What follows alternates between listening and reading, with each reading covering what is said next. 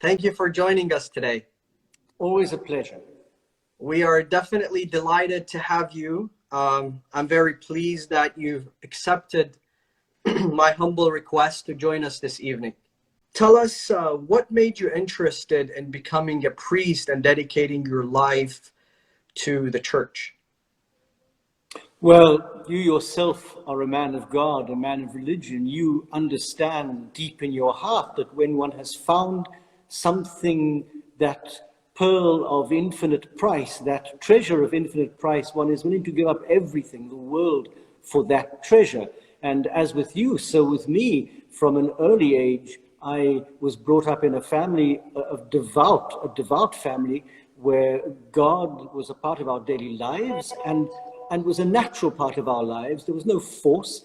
And so I, from an early age, saw priests in my own city in Cape Town in South Africa who were truly good men and who lived lives of hardship but worked hard and loved their work and loved people, and who were available to people who were living in a very difficult situation. Back in South Africa in the 60s and the 70s, it was particularly difficult, and that these men, many of them from overseas, lived hard and deprived lives in order to serve the faithful, and therefore they were for me a model, and I automatically felt that's what I want to do. So for me, it was never a difficult decision. It was something I wanted from the beginning.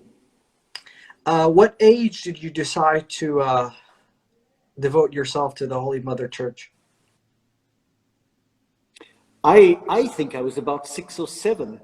Of course, as a 6 or 7-year-old, one had a basic idea, a very simple idea, which grows and develops. But I can remember as a young child being somewhat in awe of these men who, especially the missionaries, who were truly good men. And I remember saying, I want to imitate them, even as a child, a very simple idea, which then developed and matured over the years. So it's been a long time for me, really.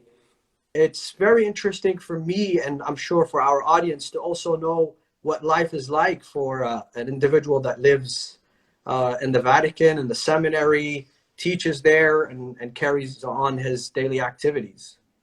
Well, in all honesty, I don't quite live in the Vatican. I live just outside it, because the Vatican, although it is very small, state, very small, you don't want too many people crammed in. Absolutely. So I live outside of the Vatican, but I work for the Vatican. I'm a member of the Vatican staff.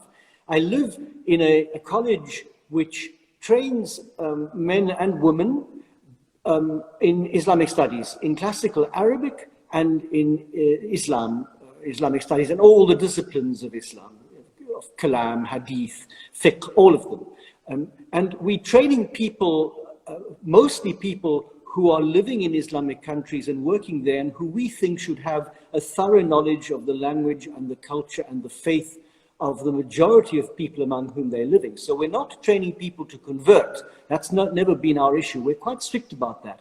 And when students apply to us, we always try to find out their motives, because we are an academic institute who wants to promote healthy, holy, substantial dialogue with Islam as a way of increasing peace rather than friction. So I live in the college and I train students I myself teach, of course, Shî'î Islam, that is my field, but I also teach in a second seminary where I teach Christian theology, as well as a course in Islamics. And that's a younger group of men, all of whom are training to be priests, where there's the men and women I train in this college are some of them married, some of them already priests, some of them have lived in the Islamic countries for a long time. And so it's a healthy mix. I have a healthy mix of people with a variety of specialities. Very well. I think you did kind of answer our next question that we had in the list. But I'd like for you to further kind of elaborate on why would the Vatican be interested in learning about Islam, specifically Shia Islam, and what is it? And next, you can tell us what is it that actually invited you personally to study Islam, and particularly Shia Islam.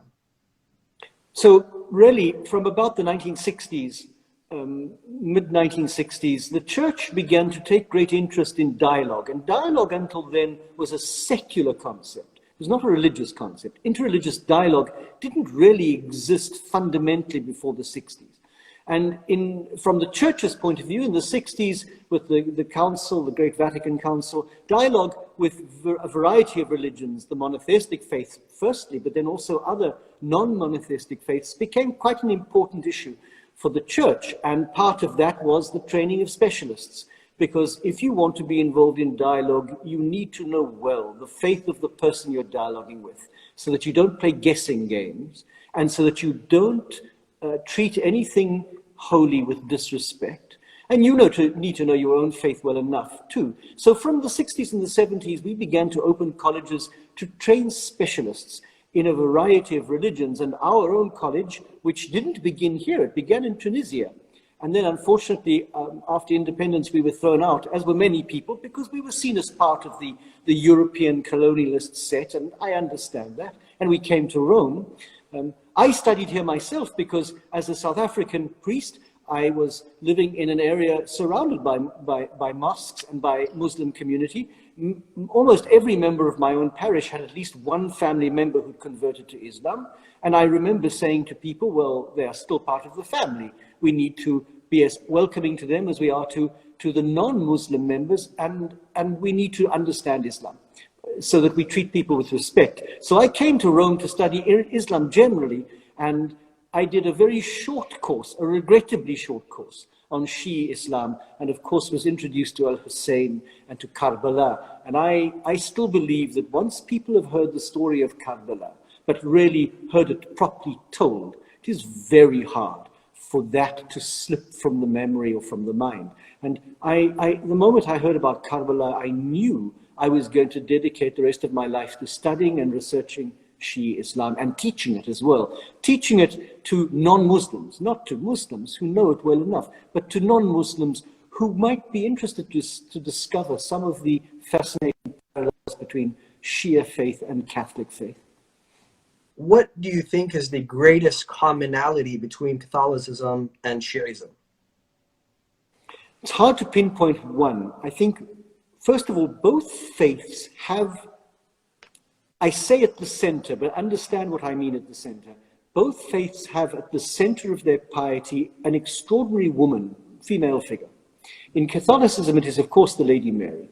In Shia Islam, it is the Lady Fatima. And I don't in any way denigrate the Lady Zainab, for whom I have great devotion, but the Lady Fatima certainly has a very specific role. Now, these two women are both mothers of martyred sons whose lives were taken from them forcibly by unjust people, mothers who wept with enormous grief over their sons, and one of whom, Lady Mary, was still alive when her son was killed. Lady Fatima was not, obviously.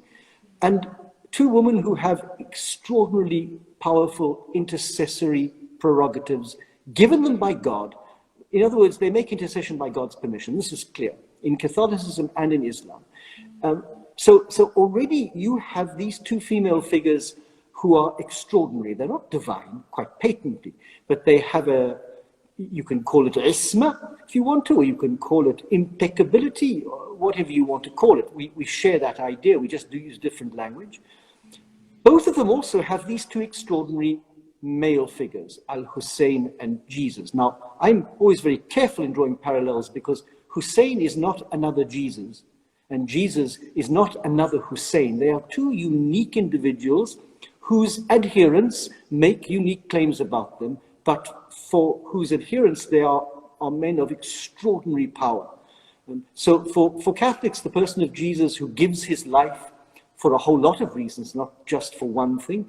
For Shî'î Muslims, the murder of the Prophet's grandson on the field of Karbala is the same moment shared with a different understanding of the person involved, but no less emotion and devotion. So you already have there in these two figures enormous parallels between Shia, and that's why all over the world, even now, Catholic Shia dialogue is a very strong dialogue.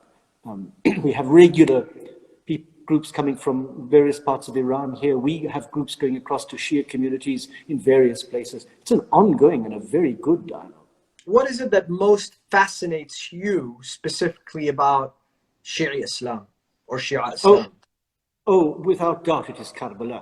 That is not even an issue for me. And when I say Karbala, I also mean the various characters and personalities who populate that historical moment. So besides Al-Hussein,